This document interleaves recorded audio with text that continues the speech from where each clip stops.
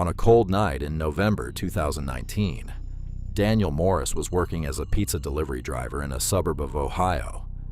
The job was nothing new to him. 3 years of driving late at night had taught him that the strangest places weren't always the farthest away, but often the ones that should never receive deliveries in the first place. But that night was different. At around 12:40 a.m., a very simple order appeared on the system screen. 1 cheese pizza and a bottle of water.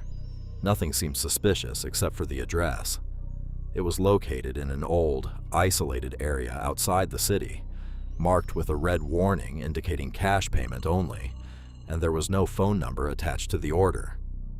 Daniel hesitated for a moment, but eventually took the order and headed out.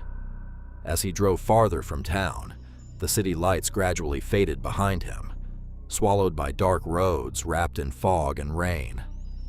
The closer he got to the address, the stranger everything felt.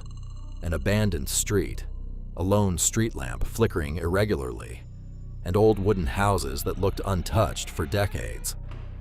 Then he saw the house. It was worse than everything around it. A 2-story structure made of decaying wood, with black windows that looked like eyes closed for a very long time, and a yard overgrown with tall weeds. For a moment, Daniel thought the address had to be wrong, but the system was clear. He got out of the car. The cold was painfully sharp, and the air felt unnaturally heavy. He walked to the front door and knocked. No answer. He knocked again, harder this time. Then suddenly, a weak, raspy voice of an old woman came from inside. "Come upstairs." Daniel froze. "Pizza delivery," he called nervously. A few moments later, the voice replied, "The door is open. Come upstairs." He stepped inside. The smell was old and suffocating, as if the house had been sealed shut for years. Furniture was covered with white sheets, and dust coated every surface. There was no sign of life anywhere. From upstairs, the voice called again, "Bring the food upstairs." Daniel started climbing the staircase. With every step, his sense of danger grew stronger. Halfway up, he heard a violent pounding coming from the upper floor, as if something trapped inside a locked room was desperately trying to get out. He froze. Then the old woman's voice came again. "Don't stop. Come up quickly." He continued climbing, his heart pounding louder than anything else in the house. At the end of the upstairs hallway stood a half-open door, glowing with a faint yellow light. Behind it, the pounding grew more violent.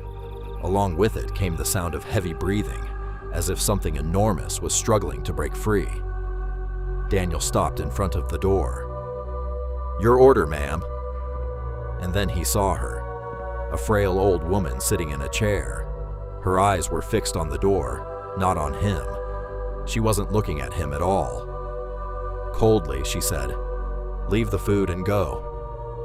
But in that moment, everything changed. The pounding became hysterical. The door shook violently. Then a faint voice came from inside. "Help me. Please help me."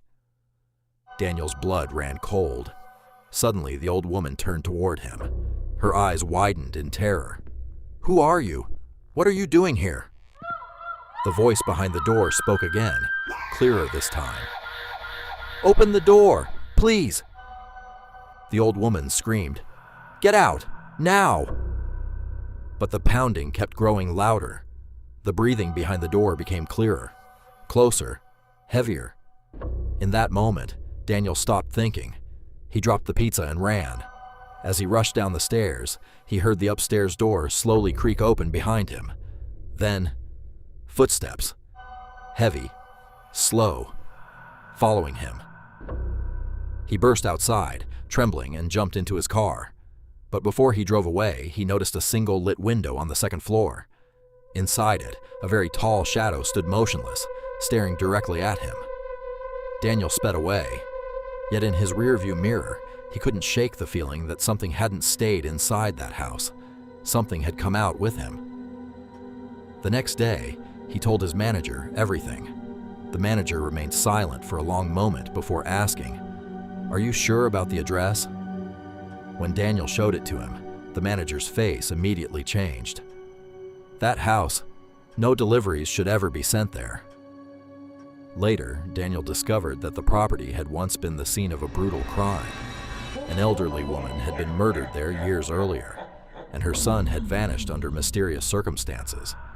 Since then, delivery requests to that address had stopped, and the location had eventually been removed from the system after multiple complaints from delivery drivers. But one question remained unanswered. If the house had been completely abandoned, who ordered the pizza that night?